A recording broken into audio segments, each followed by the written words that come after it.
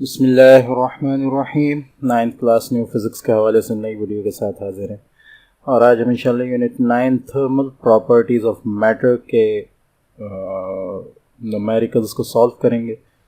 अगर यहाँ हम देखें न्यूमेरिकल को तो हमारे पास जो पहला न्यूमेरिकल आ रहा है वो है convert 30 degree centigrade into kelvin and Fahrenheit. ठीक है, सेंटीग्रेड स्केल हमें दिया है, ठीक है, और इसको जो है वो केल्विन और फ़ारेनहाइट में कन्वर्ट करना है। ठीक है, तो फार्मूले हम अपने चैप्टर में देख चुके हैं, इसका डाटा बना लेते हैं। ठीक है, सेंटीग्रेड डिग्री सेंटीग्रेड हमारे पास है 30। ठीक है, हमें मालूम करना है डिग्री फ़ारेनहाइट, ठीक है, और डिग्री केल्विन। ठीक है, अच्छा जी, डिग्री फ़ारेनहाइट का सॉल्यूशन लिखना है।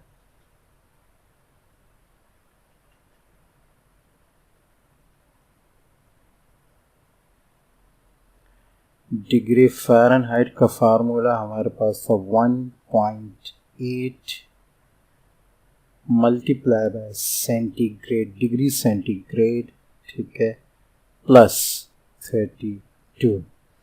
ठीक है, तो डिग्री सेंटीग्रेड के साथ 1.8 को मल्टीप्लाई करेंगे, 1.8 मल्टीप्लाई बाय 30, ठीक है, प्लस 32। तो 1.8 को जब हम 30 से मल्टीप्लाई करें तो हमारे पास इसका आंसर आता है 54। तो 54 प्लस 32 हमारे पास आ जाएगा 86 डिग्री फ़ारेनहाइट। ठीक है, अच्छा जी, degree Kelvin is equal to Kelvin is equal to degree centigrade plus 273। ठीक है, तो डिग्री सेंटीग्रेड हमारे पास है 30 और केल्विन 273। ठीक है, तो इसका आंसर आपके पास आ जाएगा इज इक्वल टू 303 केल्विन। ठीक है, तो ये आपके पास फ़ारेनहाइट आ गया स्केल में 30 डिग्री सेंटीग्रेड फ़ारेनहाइट स्केल में, और ये केल्विन स्केल में। ठीक है, नेक्स्ट हमारे पास है convert to 12 degree Fahrenheit into Celsius and Kelvin. ठीक है, तो फ़ारेनहाइट हमें दिया हुआ है, डाटा लिख लें। डाटा में हमारे पास आ जाएगा degree Fahrenheit is equal to 212।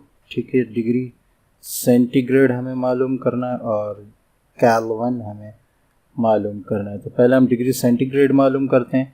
ठीक है, हमें फ़ारेनहाइट्स को मालूम करने का फार्मूला अच्छी तरह पहले पता था, पहले हमने इसको किया भी। Degree Fahrenheit is equal to 1.8 multiply by degree centigrade plus 32।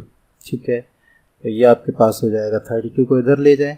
ठीक है, और चूँकि सी को मालूम करना है तो उस पूरे को उधर ले जाएं और एफ़ और 32 को इधर ले आएं, तो एफ़ इधर एफ़ के साथ इधर हो के आ जाएगा, ये हमारे पास एफ़ माइनस 32, और ये हमारे पास आ जाएगा 1.8 मल्टीप्लाई बाय डिग्री सेंटीग्रेड। ठीक है, तो 1.8 को इधर डिनोमिनेटर में लेकर आ जाए, हमारे पास आ जाएगा degree centigrade is equal to f minus 32 divided by 1.8। ठीक है, अब फ़ारेनहाइट में हम वैल्यू को पुट कर लें। Degree centigrade is equal to 212 minus 32 upon 1.8।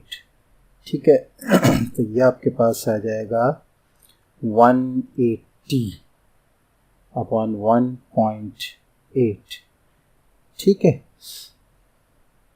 इसको सॉल्व करें आप, ये आपके पास इसका हटा दें पॉइंट को, 0 लग जाएगा और 18 जो है 100 ज़रा हो जाएगा। मीन्स के सेंटीग्रेड डिग्री सेंटीग्रेड जो है वो है 100 डिग्री सेंटीग्रेड, ये तो आपके पास आ गया। ठीक है, सेंटीग्रेड का केल्विन में कन्वर्ट करना है अब इसको, तो K is equal two degree centigrade plus 273। ठीक है, तो ये हो जाएगा 100 प्लस 273, तो ये केल्विन में आपके पास आ जाएगा इज इक्वल टू 373 केल्विन, ये आपका आंसर। ठीक है, नेक्स्ट आपके पास है how much heat is required to boil 3 kg water which is initially at 10 degree centigrade. तो यहाँ स्पेसिफिक हीट कैपेसिटी का फॉर्मूला लगेगा, डाटा बना लें। ठीक है, अच्छा सॉल्यूशन में जो फार्मूला लगेगा पहले वो जहन में होना चाहिए ताकि उस हिसाब से हमारे पास डाटा है या नहीं है। ठीक है, तो यहाँ जो हमारे पास जो फार्मूला लगेगा वो लगेगा specific heat capacity is equal to delta Q, ठीक है, upon m into delta t। ठीक है, तो t जो हमारे पास आ रहा है T1 T2 क्योंकि डेल्टा है, तो यहाँ हमारे पास आ जाएगा डाटा में T1 क्या है, T2 क्या है। ठीक है, तो T1 जो है वाज इनिशियली 10 डिग्री सेंटीग्रेड और T2 चूँकि बॉइलिंग ले रहा है तो ये 100 डिग्री सेंटीग्रेड हो जाएगा। ठीक है, अच्छा मास जो है इसका है वो 3 kg। ठीक है, और स्पेसिफिक हीट कैपेसिटी जो है पानी की वो है 4200। ये आपको याद होनी चाहिए, स्पेसिफिक हीट कैपेसिटी आप अपने लेसन में से याद कर सकते हैं। ठीक है, तो ये आपके पास आ जाएगा 4200 is equal to delta Q आपके पास आ रहा है 100 माइनस 90। ठीक है, T2 में से सॉरी डेल्टा क्यू हमें मालूम करना है। ठीक है, इसको मैं नीचे कर देता हूँ, डिनोमिनेटर में आएगा। ठीक है, अच्छा मास इसका है 3। ठीक है, और न्यूमिनेटर में डेल्टा क्यू आ जाएगा। ठीक है, तो डेल्टा क्यू ये सारा उधर न्यूमिनेटर में चला जाएगा 4200 के साथ। Delta Q is equal to 4200, ठीक है, मल्टीप्लाई बाय ये 300 हो गया, 300 माइनस 90। ठीक है, ये आ जाएगा आपके पास, ये माइनस नहीं है मल्टीप्लाई है। ठीक है, यहाँ भी मैंने ये गलत लगाया है ये भी। ठीक है, तो ये आपके पास आ जाएगा मल्टीप्लाई। ठीक है, तो इसको आप मल्टीप्लाई करें, 9 3 से 27, 27 42 ज़र 27 को 42 से मल्टीप्लाई करें। ठीक है, 2 7 14, 4 1 कैरी, 2 2 4 5, 4 7 28, 8 2 कैरी, 4 2 8 9 10। ठीक है, तो आपके पास आ जाएगा 4 3 1 कैरी 1 1 मीन्स 1 1 3 4 और 0 चेक करें, 0 0 0 0 0 जूल्स पर केजी केल्विन। ठीक है, यही आपका आंसर। ठीक है, नेक्स्ट आपके पास है 2 kg of copper requires 2050 joules of heat to raise its temperature through 10 degrees Celsius. Calculate the heat capacity of the sample. Data बना लेते हैं। ठीक है, तो डेटा में हमारे पास मास आ जाएगा 2 kg। ठीक है, डेल्टा टी आपके पास आ जाएगा 10 डिग्री सेंटीग्रेड। यहाँ T1 T2 नहीं बताया, डायरेक्ट डेल्टा टी बताया। ठीक है, जो 10 डिग्री सेंटीग्रेड है। ठीक है, और स्पेसिफिक हीट कैपेसिटी जो है वो इसकी है 385 जूल्स पर केजी केल्विन। ठीक है, और आपको मालूम करना है डेल्टा क्यू। ठीक है, तो सॉल्यूशन कर लें। सॉल्यूशन में फार्मूला वही लगेगा आपका, ठीक है। C is equal to delta Q upon M into delta T, ठीक है। ये जब चेंज होगा तो ये आपके पास आ जाएगा डेल्टा Q। अच्छा, ये हमें डेल्टा Q मालूम करना है, ठीक है, यहाँ मैंने ये लगा दिया, ठीक है। तो डेल्टा Q आपके पास आएगा C into M into delta T, ठीक है, ठीक है। स्पेसिफिक हीट कैपेसिटी आपके पास है 385, मास आपके पास है 2, डेल्टा T आपके पास है 10, ठीक है। तो 2 5 10, 0 1 2 8 16, 17 2 3 6 7 770 मल्टीप्लाई बाई 10, तो आपके पास आ जाएगा 7700 जूल्स। नेक्स्ट आपके पास an iron block of volume 3 metre cube is heated, ठीक है। So that temperature changes from 25 degree centigrade to 100 degree centigrade. एक आयरन ब्लॉक जो 3 मीटर क्यूब का है, इसको हीट किया गया 25 डिग्री सेंटीग्रेड से, उसका जो टेम्परेचर वो 100 डिग्री सेंटीग्रेड तक चला गया। If the coefficient of linear expansion of iron, iron का कोफिशिएंट ऑफ लीनियर एक्सपेंशन दिया है, ये है what will be the new volume of the iron block. हमें न्यू वॉल्यूम अब मालूम करना है, ठीक है। तो डाटा बना लेते हैं, ठीक है। ये आ जाएगा वॉल्यूम आपके पास है 3 मीटर क्यूब, ठीक है, V1, ठीक है। V2 हमें मालूम करना है, ठीक है।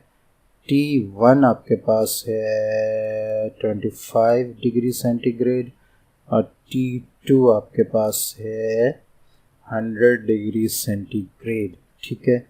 और कोएफिशिएंट ऑफ लीनियर एक्सपेंशन आपके पास है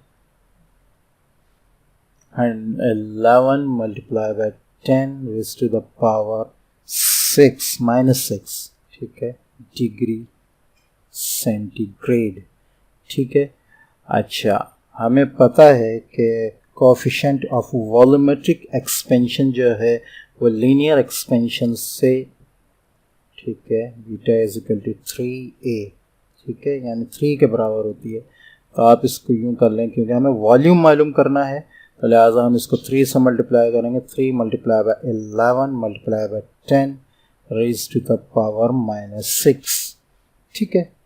ये आपके पास कोएफिशिएंट ऑफ वॉल्यूमेट्रिक एक्सपेंशन आ गया, ठीक है। अब सॉल्यूशन करते हैं,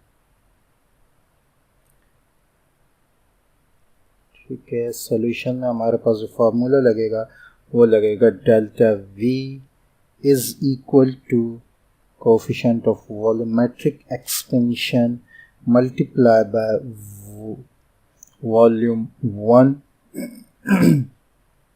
ठीक है, और डेल्टा T, ठीक है। जी, तो डेल्टा V जो है 3 multiply by 11 multiply by 10 raise to the power -6, ठीक है, मल्टीप्लाई बाय V1 आपका है 3, ठीक है, मल्टीप्लाई बाय 75, ठीक है। जो डेल्टा T है वो 75 है, क्यों? इसलिए कि 25 से 100 तक 75 डिग्री सेंटीग्रेड डेल्टा हुआ, चेंज हुआ है, ठीक है। इज इक्वल टू 3 3 9, ठीक है। कैलकुलेटर से इसको कर लें, 3 इंटू 3 इंटू 11 इंटू 75, तो आपके पास आएगा 7425, ठीक है, 7425 multiply by 10 raise to power -6, ठीक है।